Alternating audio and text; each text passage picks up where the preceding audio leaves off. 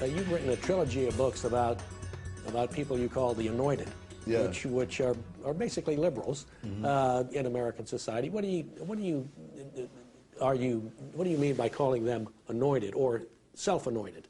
That's right. There are people who seriously believe that they are wiser and nobler than others, and that the way to improve society is to have the government force people to follow what the anointed want, rather than let people do what they themselves want to do.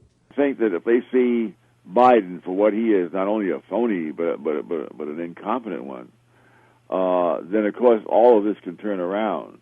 But there's so much hanging on this that if that doesn't happen, we are going to be in big trouble. It means that the Democrats will be able to appoint the next whatever number of Supreme Court justices turn up during their term. They have so many counterproductive policies out there that I'm not sure the country can recover from it. I've often said there are three questions that I think would destroy most of the arguments on the left. And the first is, compared to what? The second is, at what cost? And the third is, what hard evidence do you have?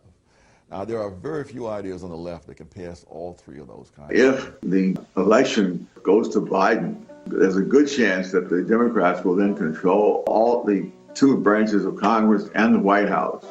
And considering the kinds of things that they're proposing, that could well be the point of no return for this country. Those on the left often act as if human beings are just like inert blocks of wood, or like chess pieces that you can move around on the chessboard to put wherever you want to carry out some grand design. Biden is a bigger risk than Hillary was.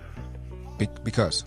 Because, first of all, he's not as smart, and I think that the way things are poised, if he comes in and the Democrats take the Senate, I don't see anything getting better in this generation. Mm-hmm.